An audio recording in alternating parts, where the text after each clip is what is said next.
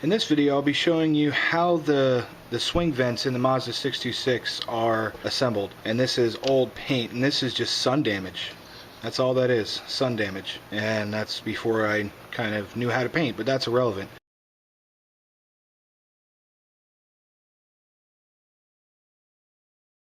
Oh, I guess I didn't even need to take that off. That's the hazard switch. Yeah, you can see I broke that one right there. But this is a junk piece anyway, so I don't care about this particular one because I still have this in my car. I got a brand new dash that came with all electronics and everything. So it looks like there's 1, 2, 3, 4, 5 screws. And this is obviously the motor inside of here. Yeah, I can't see the gears in here because that's all in this little area right here. It's all hidden. When the gears are driven, both of these will move back and forth at the same time. That's all they do.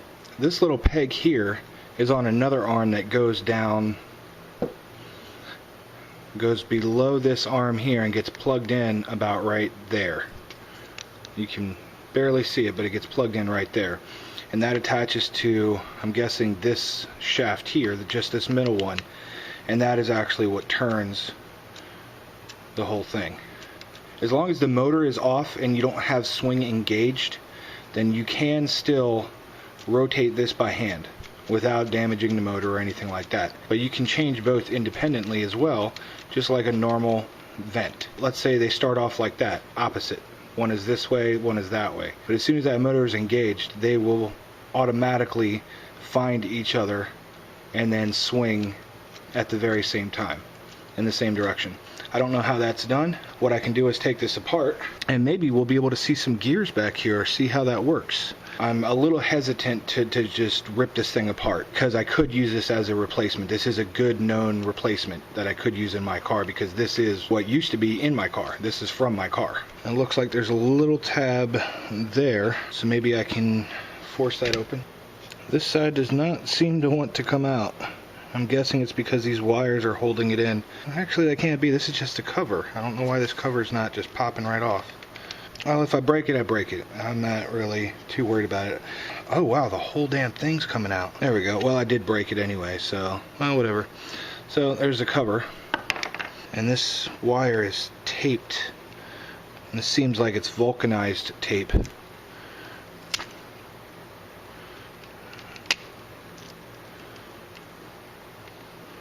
There's the motor, and this tiny little nub, and that's not broken, and there's still silicone on there. That's neat.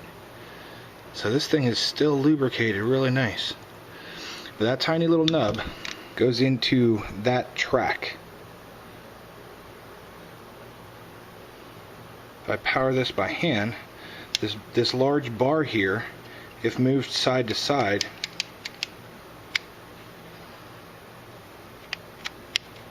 and that's all it does. So I'm guessing that this motor does not actually do a 360. This motor, I'm guessing, internally only goes, you know, let's say 45 degrees to 45 degrees, and it oscillates back and forth like that. And in doing so, that is what will turn that and move those vents.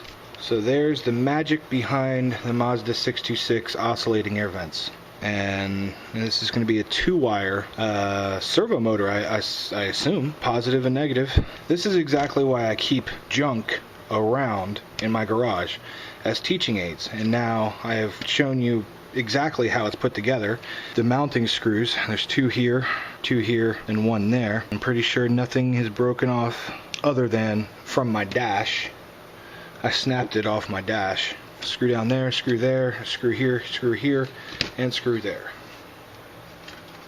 And here's a close look because I don't know if the European dash actually has these little places for that. I imagine all you would have to do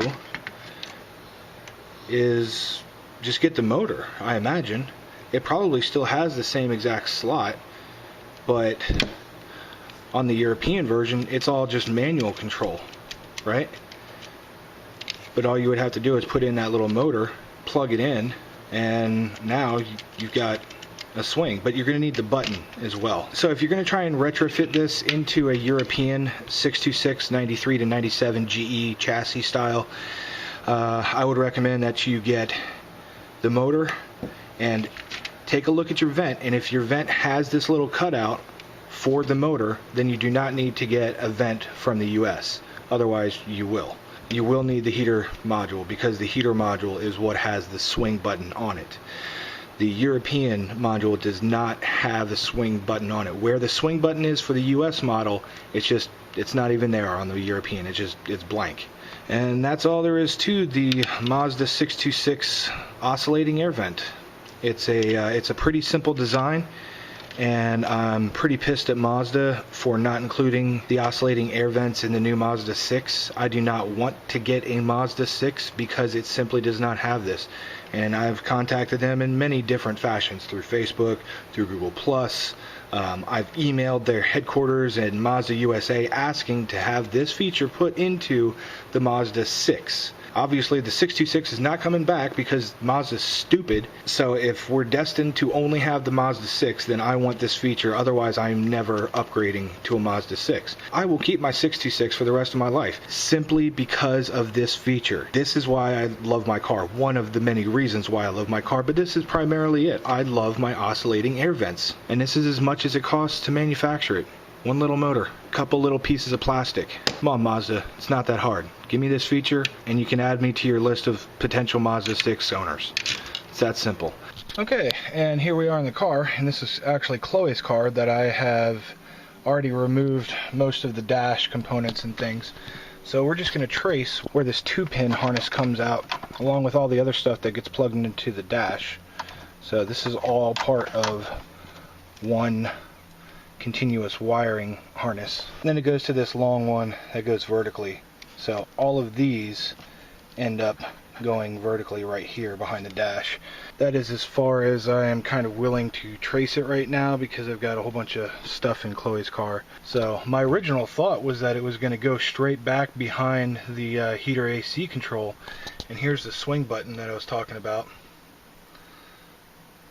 So that swing button is not on the European version. It's just a blank space there. There's no button. For all you European guys that want to have swing vents, you're going to need to have the heater AC module that has a swing button. Plus you're going to need this little 2-pin. The heater AC module and the swing vents are actually powered on the wiper fuse. So if you lose control of your wiper fuse, it's going to knock out your heater AC and your swing vents. This gets tied into the wiper circuit somehow. That's as far as I can take it, as long as you've got 12 volts to plug in, because it's just a positive and a negative. As long as you can find positive and negative somewhere that'll power your vent, you'll be just fine. You can even run a single wire all the way from your swing vent motor all the way down and plug into the back of the wiper fuse, which is how it is wired normally, even though it's on an additional wired circuit. I will post a wiring diagram that goes along with the US model so that you can see exactly how it's wired up. Okay, now we're going to take a look at the wiring diagram. And if you're unfamiliar with how to read a wiring diagram, I'll go over some of the basics with you. These little guys right here are your connectors or plugs. Anytime you see something like this, it means that is a physical plug.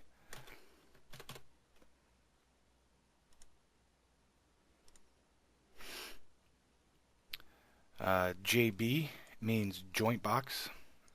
G is just a connector, so you can usually find the connectors down here.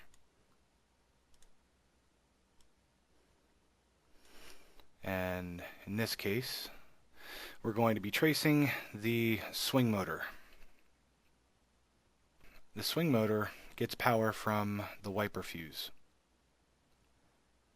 So we go from ignition 2, which is a black and red wire, through a connector at JB01. So we'll take a look at JB01, which is this one on the joint box. And that would be black and red. So that's going to be this connector from the ignition switch to the joint box. And this is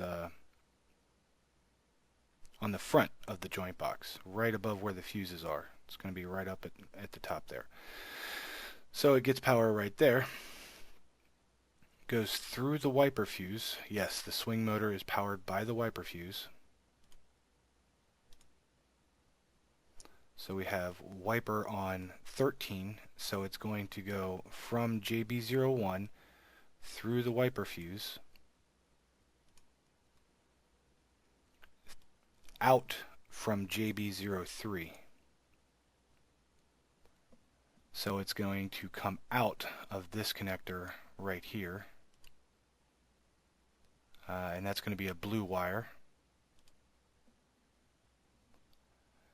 And that means it's going to be this pin.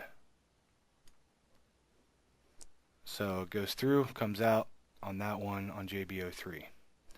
Now JB03 runs behind the dash, and these little points right here are splices, basically. They're splice points. So it gets spliced into connector G09, and you'll notice both sides are G09. So this is our 2-pin harness from the motor that I showed you in the previous clip. This side, the blue wire, will go behind and get connected up to all this stuff. So let's say that the pin that we were pulling out was next to the column, about right there. So that 2-wire, that blue wire, would go up here somewhere and get connected into a longer spliced wire that would eventually come from JB03 in the fuse box. So this is your blue wire, comes up in here, and this is black with a red stripe. So I'll just switch that over to red. Okay, so that's your red wire there from your motor. And that one will get plugged into terminal 2P of the heater control module, which is right here. So this is what the connector, the plug, will look like on the back of the heater control module. And this is the individual wire for where the swing gets plugged into. And that one would probably end up doing like this little wiggle shape kind of thing, and then coming back around and getting plugged into the heater control module. And that's not a ground, that's supposed to actually be the plug, but bear with me. The blue one that I was trying to describe would come from your joint box down here. Actually, that's the MX6, but yeah. So it will come from your joint box, and that's the weird squiggle one that we saw, and goes up like that. And the plug is probably this one right here, 2-wire plug, and you can see how it gets spliced in right there. And then the other side of that would go to the heater control module, basically right there, which gets plugged into your heater control module. So that's how the wiring for the swing motor works, and I hope that's really helped someone with trying to wire that up, to see the US diagrams exactly, and have a description, and maybe kind of figure out how wiring diagrams are all about. Because when most people look at a wiring diagram, it might just look like Chinese, you know. It's a lot of stuff to take in. Now I'll quickly touch on how to read wiring diagrams, so that can help you in the future. JB01 is your connector. Here's your wiring color. This is a fuse, 15 amp fuse, and it's not going to tell you where that fuse is, if it's in the engine bay or if it's in your joint box. And usually you can tell because right next to it you'll see the JB connector that goes with this connector. And up here you can see the X connector, which is to your main fuse box. So the X04, good lord, it's starting to get out of control here. So the X04 is your fuse box. So everything in here is in your fuse box. Ignition key, 100 amp main, and heater. So from the fuse box, from the heater circuit, goes through the firewall to another plug, as you can see, and that's going to be a plug for the blower relay.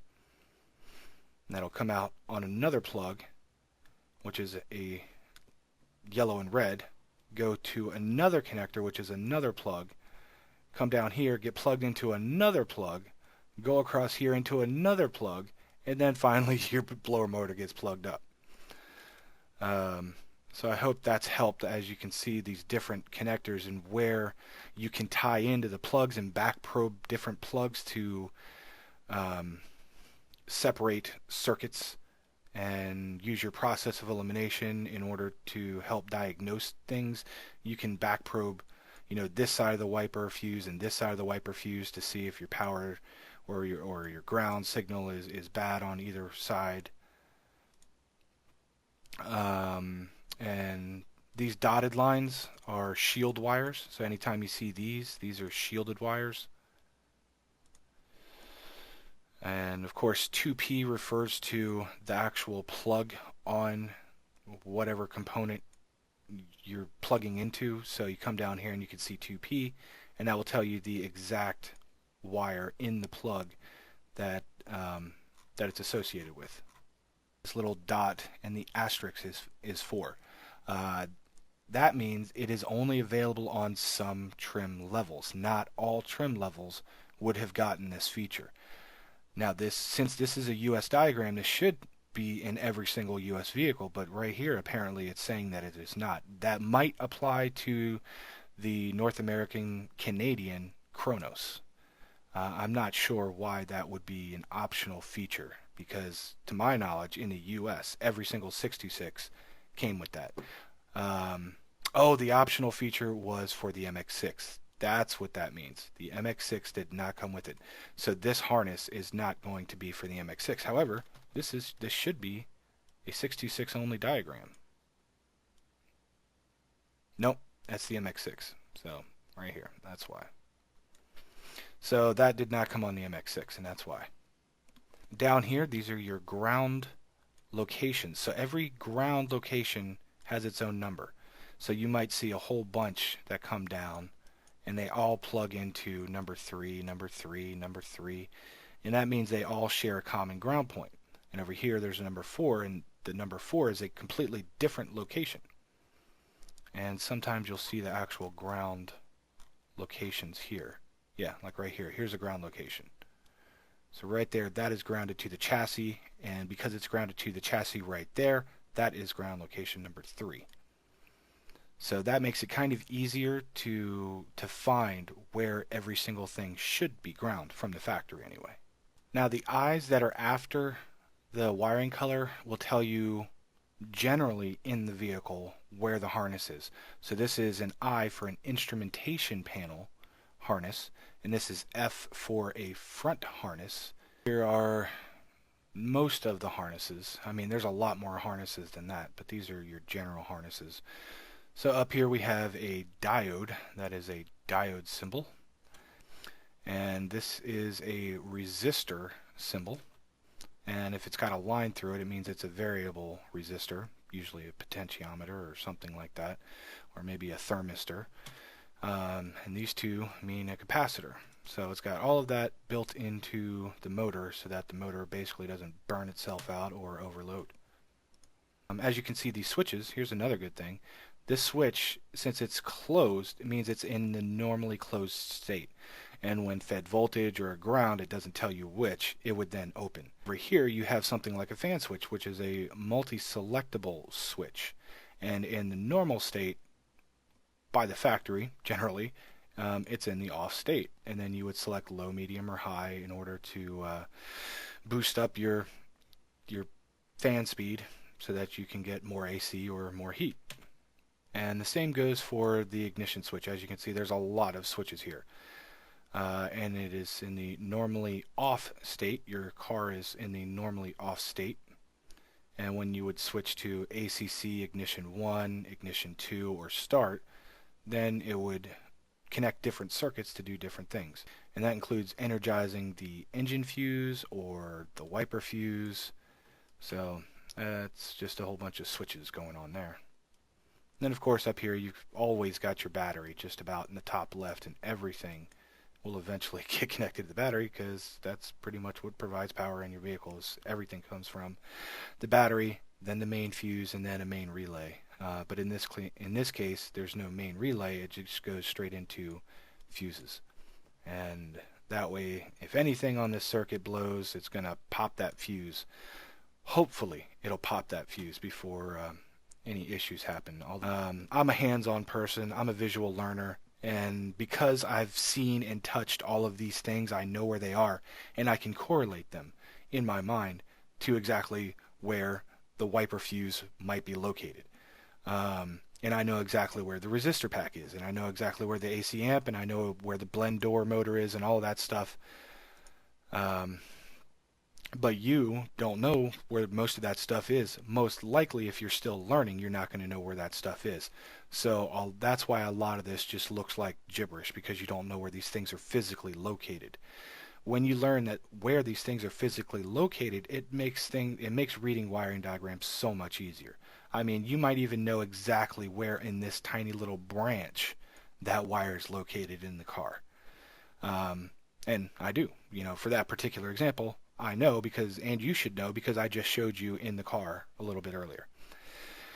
As well as the heater control. Everybody knows where their heater AC control unit is. It's got the little switches for, turning on and off stuff.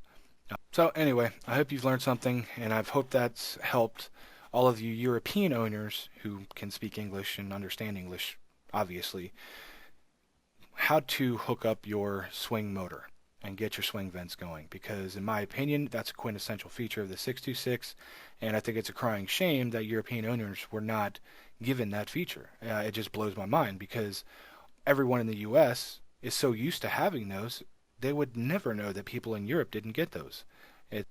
If you would like to see more of these kind of videos where I go through wiring diagrams and correlate them to the actual things in the car, let me know. If you found this utterly boring and stupid and didn't think it helped at all, hey, leave me a comment for that too. I love interaction, and I'm out of here. So